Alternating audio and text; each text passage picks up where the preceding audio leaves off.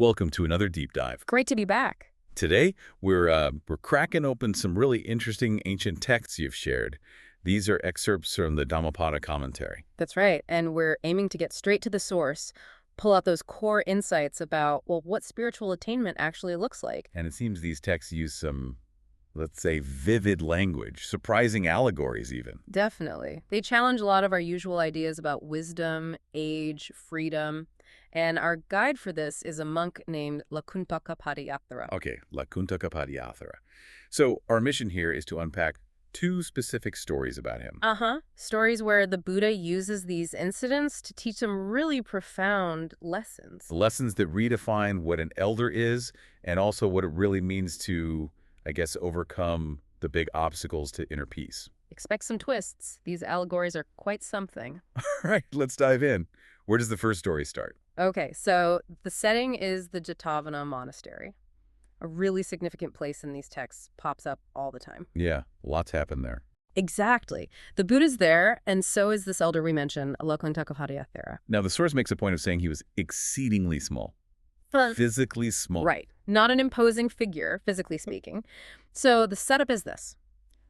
One day, he visits the Buddha, and then he leaves. Right. And right after he leaves, a group of about 30 monks arrive. Forest-dwelling monks. And the Buddha sees them arrive. Yes. And the text suggests he perceives their thoughts, maybe sees a teaching moment. He asks them, "Did you see an elder leave just now?" An elder, a Thera. A Thera. And how do they respond? Well, you can kind of picture it. They say, "No, Venerable Sir, we didn't see an elder. We just saw a novice, a samachara." And they add, almost as an explanation, he was exceedingly small. Ah, so they judged entirely by appearance. The small stature made them assume he was just a beginner? Precisely. And this is where the teaching clicks in. The Buddha corrects them, gently, but clearly. What does he say? He says he, monks, is not a novice. He is an elder. Wow. Direct contradiction. That must have made them stop and think. Absolutely. It immediately sets up this contrast. The visible appearance versus the inner reality.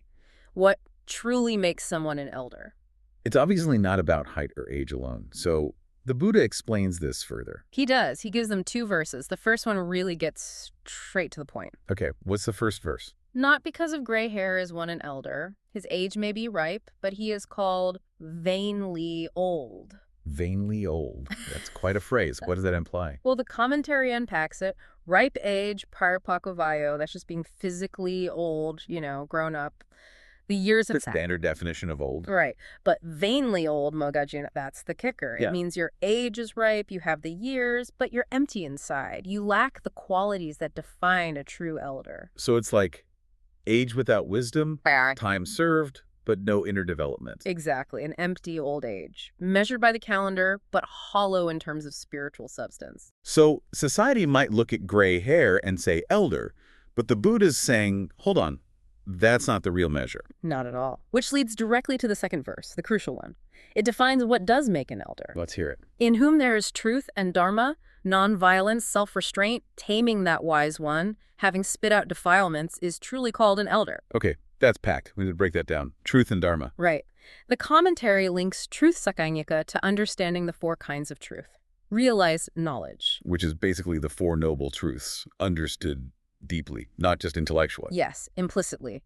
Understanding suffering, its cause, its end, the path, but on a profound, lived level. 16 ways of knowing them, the text mentions. It's realization, not just book learning. Got it. And dharma. Dharma here is about conduct, living in line with that truth. Right action, basically. Good sense. Then nonviolence, ahimsa. And this isn't just passive. The commentary expands it. It's not just not harming. It's more active. Yes, it includes actively cultivating the four immeasurables. Loving kindness, compassion, joy for others, equanimity. Apamanyavavana. So it's a positive quality, a practice of goodwill, not just avoiding bad action. Exactly, a whole inner orientation.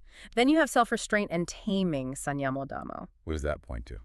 That relates to sila, virtuous conduct, and indriya savaro, which is guarding the senses, controlling your impulses, not getting carried away by sights, sounds, desires. It's essential for inner stability, I'd imagine. Absolutely.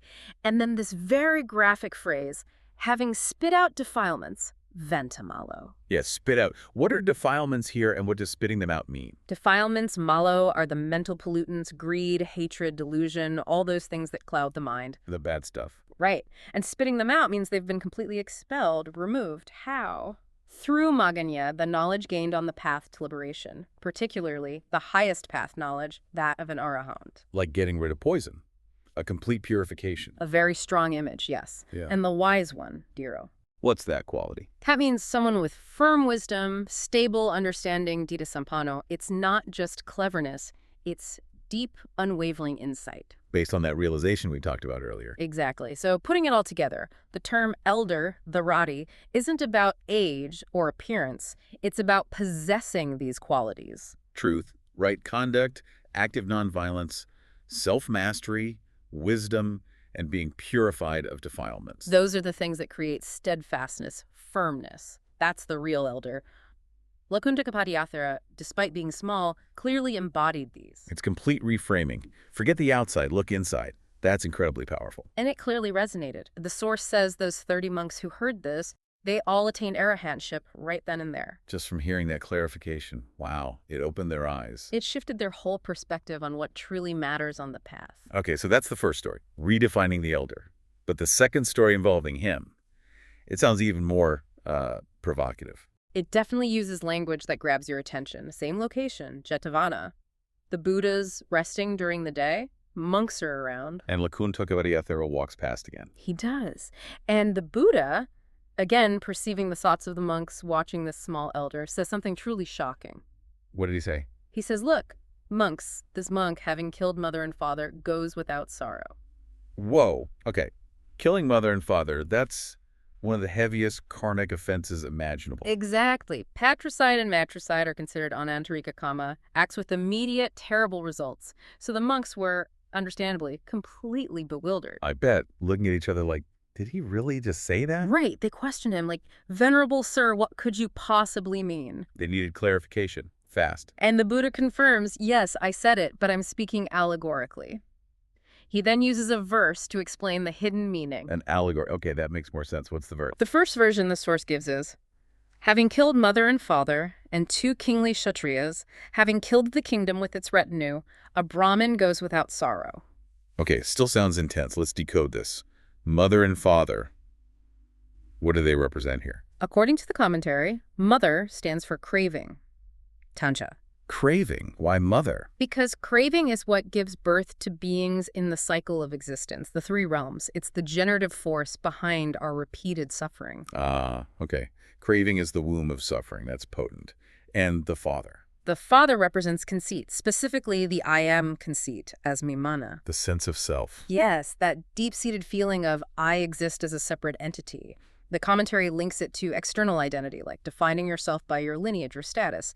It's that core ego clinging. So killing mother and father means eradicating craving and the illusion of a separate self. Heavy stuff. Foundational stuff for liberation. Then the 2 kingly shtaryas, warriors or rulers. What are they? They represent 2 extreme philosophical views. Sasatare, eternalism, the idea of a permanent soul. And Uchiddhati annihilationism, the idea that everything ends at death, nothing continues. Exactly. These are called tings because, like kings drawing followers, all other wrong views tend to cluster around these 2 fundamental errors about reality. So destroying the core misunderstandings of existence. Got it. What about the kingdom and its retinue? The kingdom, Ratiha, represents the 12 sense bases. Vadasaya Tanani. The senses and their objects. Eyes and sights, ears and sounds, mind and thoughts. Exactly. The 6 internal senses and the 6 external objects. Our entire field of experience. It's called a kingdom because it's vast. The realm where our world is constructed. Our subjective reality. And the retinue, Sanakara. That's the delight and attachment andirago that arises dependent on those sense bases. Just like a retinue follows a ruler. Our clinging follows our sense experiences. Precisely. We get attached to pleasant sights, sounds, feelings, ideas that arise within that kingdom. So we have to kill not just the experience field, but our clinging to it. And the Brahman who does all this killing. Here, Brahman isn't about caste. It symbolizes someone whose defilements are exhausted. A kasaso. An arahant, basically. Someone fully liberated. And they go without sorrow, anigo. Meaning free from suffering, nidugo. Okay, so putting that whole verse together, it's saying that a liberated person, an arahant, Is someone who has destroyed craving, mother, conceit, father, the core wrong views, kings, and clinging attachment to the whole field of sense experience, kingdom, and retinue. and they do this using the sword of insight, the knowledge gained on the path. Right. That's how they become free from sorrow. It's purely internal. It completely flips the meaning. It's not violence, it's profound psychological and spiritual deconstruction. Absolutely. And the source mentions the Buddha sometimes used a slightly different version of the verse on the same occasion, highlighting his skill in teaching. Another version? What's that one? It goes, having killed mother and father and 2 Brahmin kings, having killed the 5th, consisting of the tiger path, a Brahmin goes without sorrow. Okay, similar start. 2 Brahmin kings, still eternalism and annihilationism. Yes, Reginald Vicassatier. Same views, just slightly different label. But the ending changes. The 5th, consisting of the tiger path, Vegapanyaba. Tiger path? That sounds dangerous. What does that represent? Well, the commentary explains that a tiger path, Viago, is literally a path frequented by tigers, difficult, perilous, hard to traverse safely. Wow. And this difficult path is specifically likened to the hindrance of doubt or skepticism, Vichikichanavaran.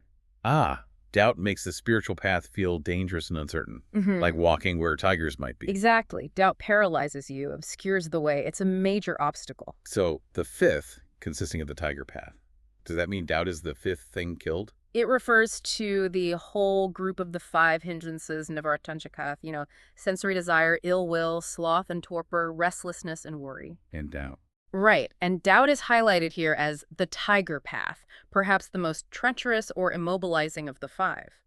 The phrase means the whole group of 5, with doubt emphasized. So this second version of the verse is saying, That a liberated person, a Brahmin, is someone who has completely destroyed the 5 hindrances, those core mental obstacles, including that perilous doubt again, using the sword of path knowledge. And that's why they go free from sorrow. 2 different allegories, family kingdom and hindrance sisterker path, but pointing to the same result. Exactly. Freedom comes from dismantling these internal enemies, these binding forces. The killing is purification, liberation. It really drives home how radical the inner work needs to be. And presumably the monks hearing this explanation also benefited. Yes, the source confirms it. Like the first discourse, at the end of this explanation, the monks listening also attained arahantship. These teachings, when understood, were incredibly transformative for them. Direct pointing to the nature of suffering and the path to its end. So wrapping up this deep dive, looking back at these 2 stories about Lakuṇṭakabhaddiya Thera, what are the big takeaways? Well, I think there are 2 huge ones. First, from the elder story, real spiritual status, true worth. It's not about the outside. Not age, not appearance, not labels. It's about the inner qualities, truth, nonviolence, self-mastery, wisdom, being free from those defilements. Right. Without those, physical old age is just vainly old, empty. That's lesson 1. What's the second? The second, from the killing allegory, is that the path to freedom, to ending sorrow, it's an inside job. It's about confronting and eliminating these powerful inner forces. Craving, conceit, wrong views, attachment, the hindrances. Those are the real enemies. The mother, father, kings, tigers we need to deal with. Precisely. It's not about changing the world outside nearly as much as transforming the landscape within. It really emphasizes that the most critical battles and the most meaningful victories are internal. We have to look past the literal meaning sometimes, right? In texts, maybe in life too. Absolutely. Digging deeper often reveals a much more profound truth. It asks us, where should we really be putting our energy if we seek freedom? Which leads us to a final thought for you, the listener, to maybe chew on. Thinking about these allegories, what mothers or fathers, what kings or hidden tiger paths might you need to recognize inside yourself? What are the subtle forms of craving, conceit, wrong views, or hindrances that might be holding you back from greater peace? And thinking about that first story, what does real wisdom or elderhood actually mean in your own life today? If you strip away the superficial stuff like age or status, what are those core qualities you value or want to cultivate? It's an ongoing exploration, isn't it? These ancient teachings just keep offering ways to look deeper. They really do. Well, thank you for joining us on this deep dive. It's been fascinating exploring these texts. My pleasure. And thank you for providing the source material that opened up this whole discussion. Keep exploring, keep asking questions. And keep looking within.